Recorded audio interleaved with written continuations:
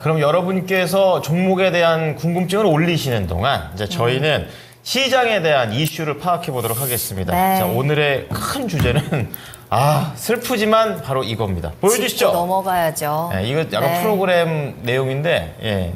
어서 와. 이런 장은 처음이지. 예.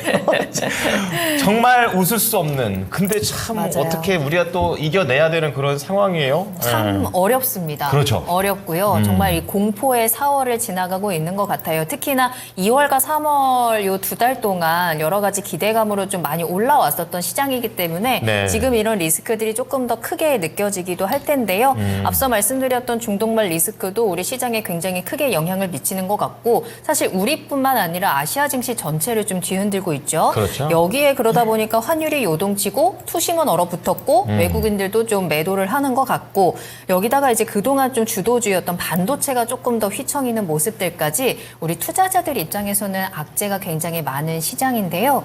어떻게 좀 대응을 해야 되는 건지 한번 네. 또 저희가 긴급 진단해 보도록 하겠습니다. 또 이렇게 상냥하게 다 이 불안 요소를 다 얘기를 해드렸습니다. 저는 국외 불안 요소 3개, 국내 불안 요소 1개 이 정도로 좀 파악을 했었었는데 자, 이 부분과 관련해서 우선 박준현 운용께서는 시장의 전망 이제 계속된다 아니면 이제 바닥이다 나아질 수 있다 어떻게 보십니까?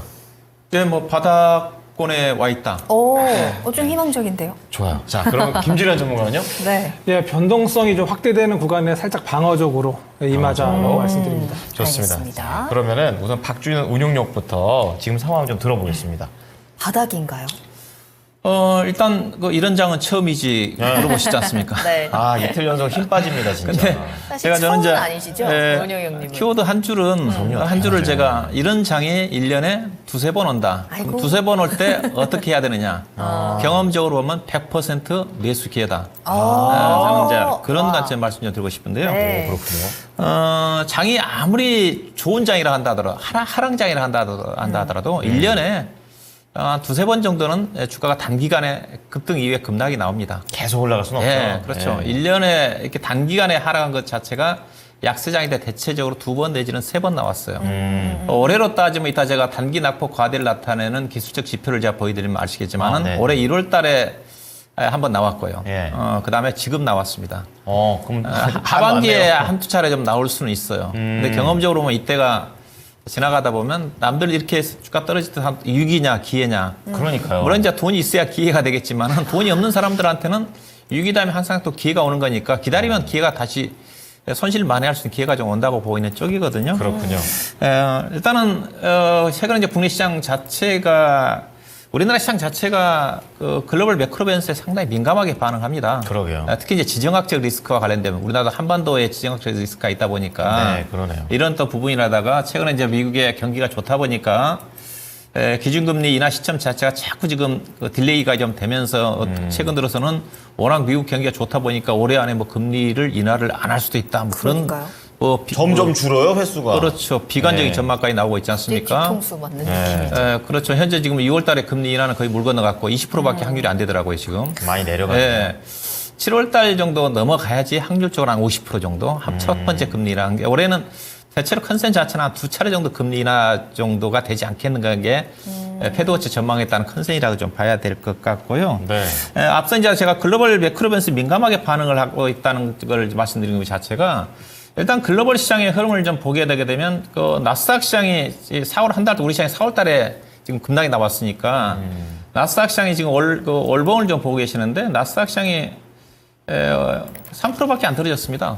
근데 그렇게 하더라고요. 3%밖에 안 떨어졌어요. 참고로 우리 시장은 코스피지수가 오늘까지 5% 떨어지고 코스닥 시장은 8% 떨어졌어요. 확실히 더 민감하네요. 나스닥 시장 대비해서 코스닥이 나스닥 시장과 민감하니까 거의 4배 가까이 더 떨어진 겁니다. 그러네요.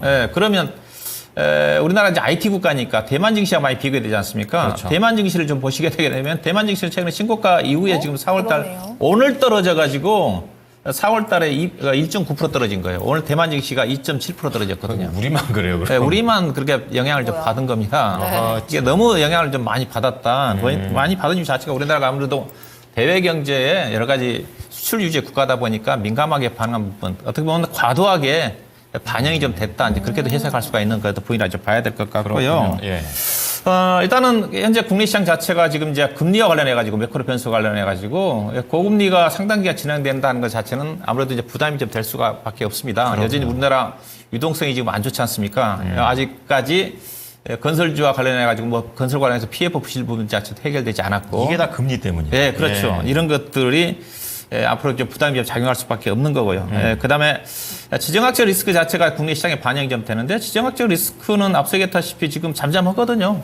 대표적으로 중동 문제가 크게 악재로 부각된 것 자체는 우리가 걱정한 것 자체는 유가 급등이지 않습니까? 그렇죠. 유가 네. 급등으로 인한 물가 불안에다가 우리나라도 원유를 대부분 수입하기 때문에 근데 지금 유가는 지금 안정을 찾고 있거든요. 현재 지금 WTI가 중동 문제, 중동 최근에 이란의 이스라엘 공격 이후에도 오히려 유가는 좀 약간 소폭 약세를 보이고 있거든요. 다행이네요. 약세를 보이고 있고요. 그다음에 달러 인덱스가 약간 상승한 이후에 지금 행보하고 있기 때문에 크게 환율이 오늘 또 그렇게 올라갈 이유는 없어요. 왜냐면 지금 최근 지금 조금 전에 보니까 달러 인덱스는 지금 106에서 지금 약간 소폭 등락이거든요. 네네. 근데 오늘 우리나라 5달러율은 장중에 1,400원까지 올라간 것 자체도 과다하게 반영이 됐다. 이런 것들 자체가 그렇게 좀 볼 수가 있을 것 같고요. 그 다음에 지금 외국 투자가들이 이제 주식을 좀 파니까, 특히 선물주에 파니까, 외국 투자가들이 본격적으로 국내 시장에서 이탈하느냐, 아니냐, 이제 그런 얘기도 나오는데, 맞아요. 저는 그 부분은 아니라고 좀 보고 있는 쪽이고요. 외국 투자가들이 샀던 것 자체는 최근에 알다시피 삼성전자라든가 SK 하이닉스밖에 오래 안 샀습니다. 그것만 샀죠. 거의 90% 가까이 네. 올 들어 샀는데, 다른 것들 되게 팔았어요. 다른 것들 지금 팔 수 있는 것들 대부분 가치 성격이기 때문에 팔 수 있는 그런 부분들 없는 거고. 그렇다 그러면 삼성전자 SK 하이닉스를 최근까지 샀는데 삼성전자 SK 하이닉스와 관련된 반도체판과 관련해가지고 어떤 비관적인 업황 자체가 바뀌었으면 팔 수는 있겠죠. 그런 네, 얘기 네. 없지 않습니까? 네, 없어요. 여전히 좋은 쪽이고 오늘 약간 좀 매도가 나오긴 했는데 그다음에 최근에 시장 자체가 이제 변동성 자체는 결국은 선물 매도거든요. 이게 선물이 오늘 장중에 한 2시 정도까지가 1조 7천억을 팔았습니다. 1조 7천억을 팔았는데 저는 내일 주가가 반등이 나온다는 것 자체가 오늘 저점이 찍었을 가능성이 크다는 것 자체가 네. 장중에 외국 투자가들의 선물 1조 7천억을 팔았다가 종가는 1조 1천억으로 줄여놨어요. 그러네요. 종가에 6천억 정도 줄였습니다. 아, 그러네요. 자기도 네. 너무 팔아놓으니까 부담스러웠겠죠. 그다음에 현물도 3,700억 정도 매도해서 2,670억 정도로 매도 규모를 줄여놨어요. 그래서 오늘 바닥인가 봐요. 어떻게 본다 한다면 그러게. 동향으로 본다 한다면 오늘 그 60포인트 빠졌을 때가 저점이 형성됐을 가능성이 있고 설사 빠진다 하더라도 내일 아래골을 달고 아침 시가에 어떤 반대 매매에서 물량들이라든가 물량 소화가 올라갈 가능성은 상당히 있지 않겠는가 그런 우주적 관점이고요. 관점으로 또, 예. 그다음에 현재 시장 자체가 이제 주가 많이 떨어졌으니까 낙폭과대 이제 균적 반등이 나와야지 투자 심리가 안정을 찾지 않겠습니까? 그렇죠. 저는 네. 이제 박준영 운영용 대부분 이제 저는 차트를 가지고 얘기를 하지 않는데 주가가 많이 떨어질 때 제가 보는 낙폭과대 반등 시점을 염두할 때 보는 지표 자체가 하나 있습니다. 저는 20일 이격도를 좀 보는데 네. 이거는 확률적으로 90% 거의 95% 이상 적중률이 높아요. 저 화면에 맨 밑에 있는 겁니다. 맨 밑에가 20일, 그 녹색이 20일 이격도거든요. 이 코스피 지수인데 예. 현재 코스피 지수의 20일 이격도 자체가 지금 96 정도까지 내려와 있습니다. 어떻게 봐야 되는 거예요? 이격이라는 것 자체가 20일 이동 평균선에서 얼마만큼 멀어져 있는가를 나타내는 거거든요. 많이 네. 떨어지면 떨어질수록 이격이라는 것 자체가 이제 붙으려고 하는 속성이 있으니까 지금 이 정도 지금 벌어졌다는 거거든요. 이 사이에 이 정도 벌어졌다는 것인데 대체적으로 95 아래에서는 코스피는 낙폭과대입니다. 어김없이 반등이 나옵니다. 근데 올해 같은 경우도 코스피가 앞서 이제 1월 달에 한번 급락이 나왔다고 그랬지 않습니까? 네. 1월 중순 때거든요. 이때 급락이 나올 시점인데 그 이후로 바로 반등이 나왔거든요. 근데 문제는 코스닥 시장은 더 떨어졌다는 거죠. 코스닥 시장은 이격이 지금 거의 올해 1월 말 정도에 이때 코스피가 예. 코스닥 시장이 저점이 나왔지 않습니까? 이때 이격이 94.1이었거든요. 예. 근데 오늘 날짜로 딱 종가선으로 끝난 시점이 94.1입니다. 현재 본다 한다면. 그래서 코스닥 시장, 코스피는 약간의 상대적으로 덜 떨어졌지만 코스닥 시장은 거의 1년에 한 두세 번 정도 떨어질까 단기적으로 떨어질까 말까 정도로 주가 급락이 나오면서 20일 기업 기준에서 94 정도까지 내려왔기 때문에 네. 이 국면에서는 확률적으로 경험적으로 보면 저는 보면 거의 하루 이틀 사이로 내일 급반등이 나올 수 있고 급반등이나 자체는 2% 정도는 반등이 나와야 되겠죠. 2% 정도 나와야 반등이 나는 거니까. 되게 세게 나오는 거죠. 2% 정도. 코스닥 시장이 오늘 2.3% 떨어졌는데 2% 이상 오늘 떨어진 만큼 반등이 나와야지 반등인데 그 정도 반등은 내일 안 나오면 모레 나올 확률이 거의 내일 개인적으로는 90% 이상이고 내일 안 나오면 네. 목요일 정도는 95% 내지는 거의 100% 확률로 100% 한번 반등이 나온다. 이렇게 확정적으로 얘기하신 적이 있으셨나 싶은데. 그래서 네. 추가 하락은 제한적이고 변동성 앞으로 추가적으로 만약에 추가 떨어질 때는 매도해서는 안 된다. 변동성 때는 매수 기회로 대응을 해야 되지 않겠는가 보고 있습니다. 갑자기 급하게 아주 안심이 되면서 이번 주 내에 다시 좀 반등이 나올 수 있다. 또 이렇게 좀 얘기해 주셨어요. 자, 21이격도 여기 HTS에 넣어놔야겠어요. 이거를. 네네. 자, 다음 김진아 전문가 보겠습니다. 어떻습니까? 네, 우선은 전일, 그러니까 10년 만기 미국 국채 수익률이 급등을 했지 않습니까? 4.612 정도로 이제 퍼센트로 급등을 좀 했었어요. 그래서 제가 여러 프로에서 말씀드렸지만 4.60 이상이 좀 임계점입니다. 그 이상 올라가면 보통 증시가 좀 급락이 나오던가 조정이 좀 나왔었거든요. 그래서 근데 그것을 어제 넘더라고요. 그래서 오늘 혹시나 좀 급락이 나오지 않을까. 그래서 뭐 제주은행이나 엘컴텍 이런 거 있지 않습니까? 그런 해칭 테마 쪽을 봤었는데 오늘 상당히 강한 모습이더라고요. 그것도 좋은 포인트인데요. 네, 그래서 그런 모습이었는데 뭐 이번에 4.60%대 오른 것이니까 작년 11월 14일 이후 그러니까 5개월 만에 처음이었거든요. 그래서 이런 부분이 좀 과다하게 좀 급락한 어떤 이유가 우선 아닌가 이런 생각을 좀 하고 있습니다. 그리고 이제 뭐 지난 주에도 벌써 소비자 물가 지수가 벌써 3개월 연속으로 계속적으로 좀 높게 나왔잖아요. CPI가. 네. 그래서 국채가 좀 매도가 좀 계속해서 미국 국채, 10년물 국채에서는 좀 매도가 조금 나오는 모습이에요. 그러다 보니까 신규 채권 매입을 좀 하지 않다 보니까 국채 금리가 계속 좀 좋은 모습이었는데 뭐 전일 소비 지표까지 상당히 좋게 나왔지 않습니까? 네. 예상치 0.3이었는데 0.7이 나와서 경기가 너무 좋아요. 그러다 보니까 금리 인하 기대감이 뭐 6월에서 이제 7월로 가더니 이제 9월까지 이제 밀리는 그런 모습이거든요. 그러다 보니까 금리 인하 기대감이 후퇴하면서 미국 국채 금리도 좀 급등하는 모습이에요. 그래서 우리나라 특히 코스닥 같은 경우에는 코스피는 그나마 뭐 삼성전자가 좀 버텨서 지난번에 뭐 저희 에코프로나 에코프로 BM이 좀 버텼을 때 코스닥이 뭐 하락이 좀 하지 않았는데 다른 종목들이 급락이 나왔지 않습니까? 네. 그것처럼 이번에도 좀 삼성전자가 좀 방어해주나 했는데 오늘 외인이 좀 매도를 좀 해줬어요. SK 하이닉스도 마찬가지고. 그게 환율 1,400원 이래서 그런 거예요? 네, 환율적인 문제도 있어요. 제가 지금 뒤에 말씀드릴 텐데. 네네.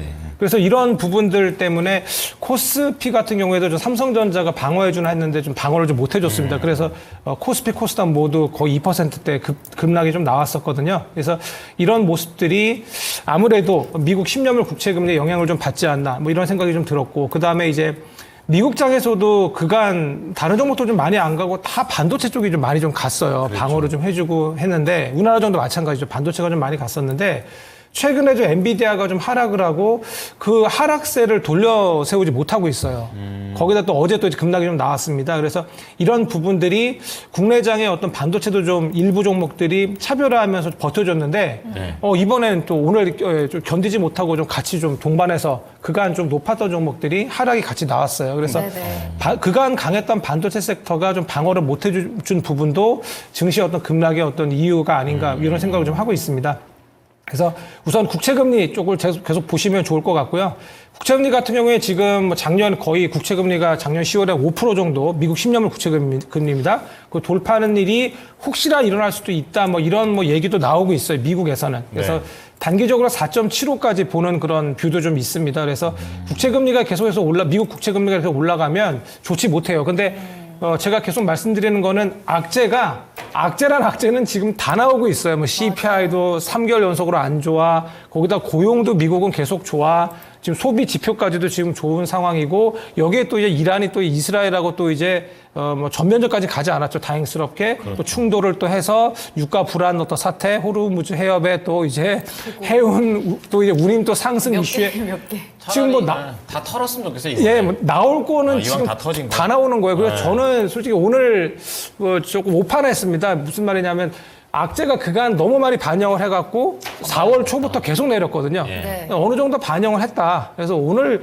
내리다가 반등 주겠지라고 했는데 오늘 그냥 끝까지 밀어버렸거든요. 물론 조금 이제 반등이 나왔습니다. 그래서 이런 부분들이 결국에는 뭐 대외적인 어떤 악재가 결국 큽니다. 뭐 기업의 어떤 펀더멘탈에 전혀 이상이 없어요. 특히 실적 좋은 반도체나 뭐 미용기기나 뭐 기아, 현대차 잘 팔리거든요. 조선까지 좋아지고 있는데 그러게 말입니다. 그래서 저도 너무 안타깝습니다. 뭐 저희 뭐 국제적인 ATM기라고도 하잖아요. 한국의 어떤 참.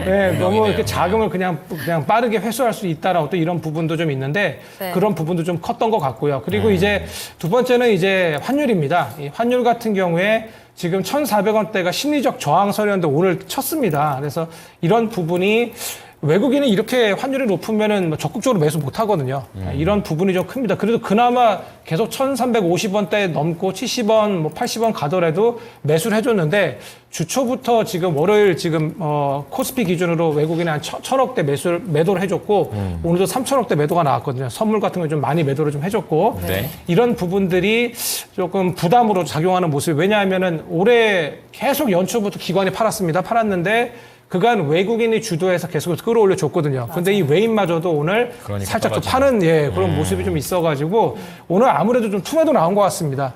개인분들께서 투매가 나온 모습도 좀 있는 것 같은데 그래도 오늘 개인이 많이 사주셨거든요. 코스피, 코스닥 모두. 예. 그래서 이런 어떤 환율적인 어떤 악재. 그래서 뭐 언론이나 뭐 뉴스는 이렇게 악재 나오면 또 거기다가 또 막 달아요. 뭐 보니까 뭐 고점이 1,420원, 1,450원, 1,450원까지 환율을 열어두자. 뭐 이런 지금 악재를 지금 쏟아내는 그런 모습이거든요. 더 걱정돼요, 그렇게 얘기하니까. 네, 그렇게 이제 좀 투매를 부추기는 것 같아요. 여기에 이제 외국인이 이제 이달 들어서 10년물 이제 국내 10년 국채 선물을 좀 매도세이거든요. 예, 그러면 이거는 지금 환율이 더 올라간다라는 거에 베팅을 하는 거예요. 그래서 환율은 제가 생각하기에는 1,420원, 1,450원까지 열어둬야 될 것 같습니다. 그리고 이제 미국 같은 경우 아까 10년물 국채금리 얘기했었는데 장기채 이제 발행 계획도 좀 있고 이제 국채 발행도 이제 선거가 좀 임박하긴 했으나 미국 같은 경우에 근데 발행도 계속해서 좀 있을 것으로 보여요. 그래서 국채금리가 좀 올라갈 이슈가 아직까지 있긴 있습니다. 예, 그래서 뭐 오늘 뭐 급락이 나오고 어떤 지표상으로 좀 저희 이제 반등 가능성이 좀 있어 보이긴 하나 저도 지금 그래서 코스피 선행퍼가 지금 10 전후가 2,600선이거든요. 요거 지금 거의 임박했어요. 코스피 같은 경우에. 예, 그래서 저는 2,600선 이하면은 이제 매수다라고 보고 있거든요. 그래서 내일부터는 이제 저도 추가적으로 이제 코스피 코스닥 기준 1%에서 2% 정도 강하게 밀면 그때부터는 오히려 실적 기대주 특히 저는 이제 1분기 실적 기대주 말고 2분기 이후에도 좋을 거 좀 더 그런 것들을 보셔야 돼요. 그래서 그런 쪽으로 오히려 차라리 매수 관점으로 근데 조금 이번 주는 좀 주의하셨는데 또 이제 또 주말이 오고 있기 때문에 네. 그런 것들을 생각하셔서 접근하시면 어떨까 합니다. 그러니까 우리한테 직접적인 문제가 있는 건 아니에요. 우리가 그렇죠. 직접 그 악재를 안고 있는 건 아니기 때문에 이 태풍이 싹 지나가고 나면 그동안 튼튼했던 우리 기업들 다시 한번 이제 온다는 고개를 거죠. 들 예. 거거든요. 이제 운용형님께서도 이제 단기적인 반등에 대한 가능성 그리고 지금 같은 조정이 오히려 매수의 기회가 될 수 있다라고 말씀을 해주셨기 때문에 네. 그럼 반등이 나온다면 아무래도 가장 먼저 또 강하게 시장을 이끌어주고 주도주가 될 쪽은 아무래도 반도체 쪽이 아닐까라는 생각도 들어서요. 오늘도 좀 반도체 좀 조정이 나왔는데 관련해서는 좀 어떻게 대응을 하는 게 좋을까요? 네, 그렇죠. 지수가 일단은 반등을 주도할 수 있는 섹터는 딱 두 개 섹터입니다. 반도체와 자동차. 자동차. 다른 대안은 없다고 봐요. 만약에 반도체가 무너지고 자동차까지 무너지면 정말로 주가 더 떨어집니다. 자동차는 실적으로 보시는 거예요? 네, 그렇죠. 연결 실적이 코드가? 상대적으로 이번 실적 시즌에 실적이 괜찮은 쪽이 반도체는 다 좋다는 걸 알고 있고 자동차도 그렇게 서프라이즈 하지 않았는데 잘하고 있다. 무난하게 예상치에 부합해 다른 것들이 좋은 섹터들이 없고요. 그다음에 지수를 일단 방어를 해야 되지 않습니까? 그렇죠. 단기적으로. 그러면 지수 관련 sek터 쪽에 대표적으로 전기전자 IT하고 네. 자동차밖에 없어요. 다른 것들을 예컨대 산업재라든지 소재 관련 종목들이 실적도 안 좋은데 그들 종목들이 반등하기 쉽지 않은 거고 1차적으로 낙폭과대에서 반등을 이끌어야 되는 것 자체는 반도체와 자동차밖에 없다. 그렇게 좀 봐야 될 것 같고요. 그래서 최근에 반도체는 계속 좋은 쪽으로 좀 나오고 있거든요. 네. 업황 자체는 계속 지금 좋게 나오고 있고 또 실적 시즌에 SK 하이닉스만 아직 실적 발표를 안 하고 있는 쪽인데 SK 하이닉스도 지금 실적이 계속 지금 상향 조정되고 있는 것 같거든요. 가이던스가 지금 최근에 2조 6천억까지 1분기 영업이익이 지금 나올 거란 전망이거든요. 계속 올라갑니다. 주간 단위로 따지면 거의 1,000억, 2,000억씩 계속 올라가요. 일부에서. 일부에서는 시장의 기대치가 그렇게 높아도 그걸 또 넘길 수 있다고도 보십니까? 네, 그렇죠.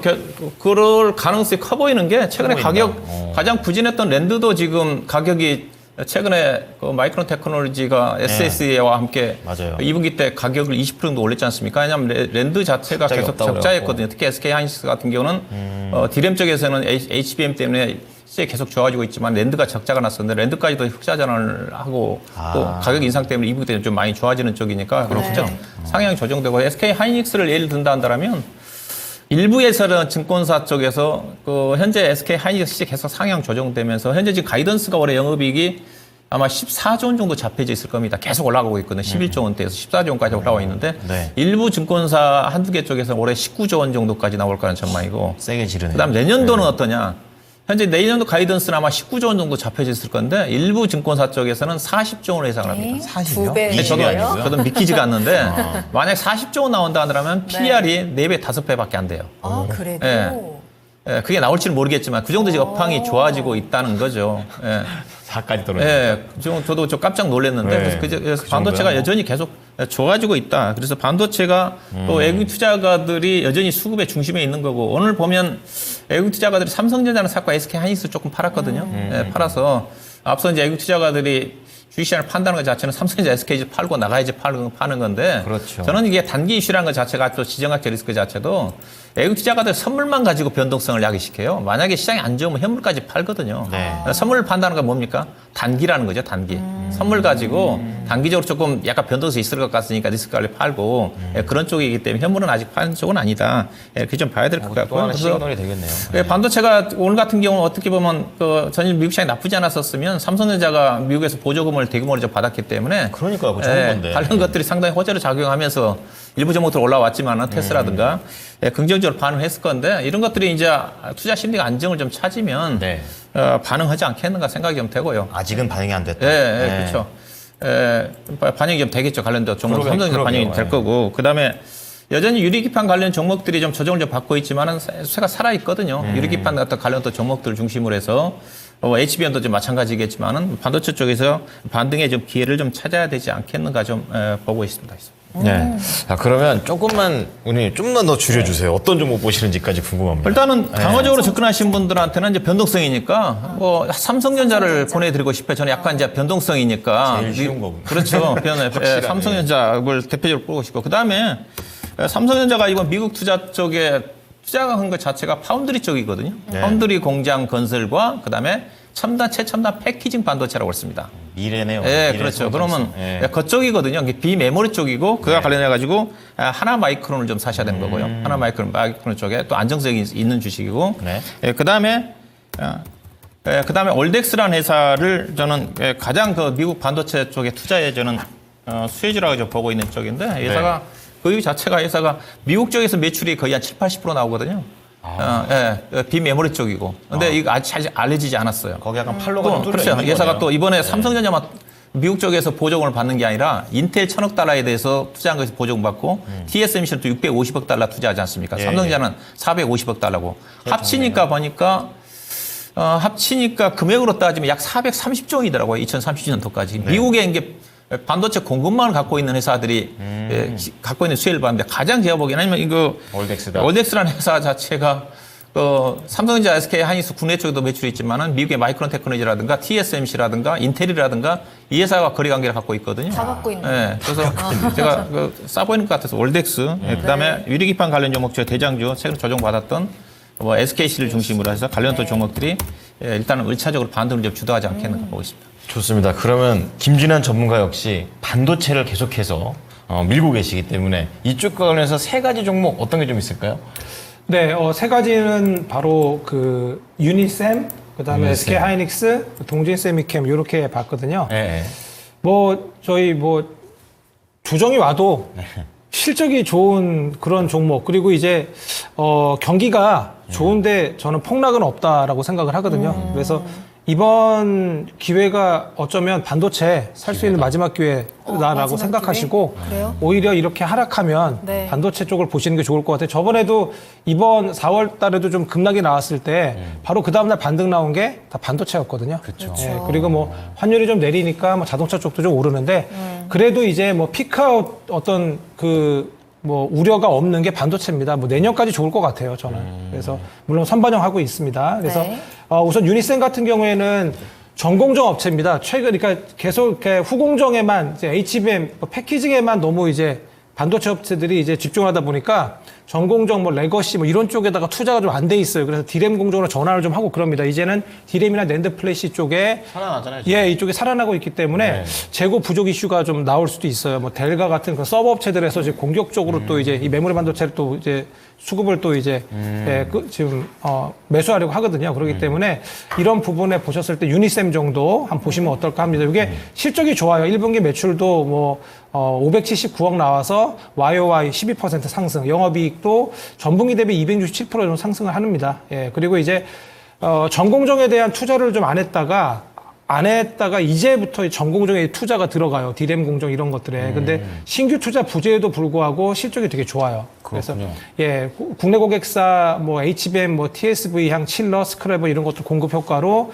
실적이 개선될 걸로 좀 보여지고요. 삼성전자 향, 칠러, 스크래버, 캡티브 고객사가 좀 삼성전자입니다. 그래서 삼성전자 향이기 때문에 이쪽도 좀 보시면 좋을 것 같아요. 지금 이번에 평택 생산 라인이나 하이닉스의 디램 생산 라인 이런 것들에 지금 투자가 좀 들어가게 되는데 지금 투자하고 다시 이제 다시 생산 라인을 이제 가동을 이제 하게 될 건데 여기에 이제 좀 신규 투자를 조금 미뤄왔습니다. 근데 여기에 이제 신규 투자건으로 해서 이제 관련 어떤 수혜를 볼 수 있는 기업으로 보여지고요.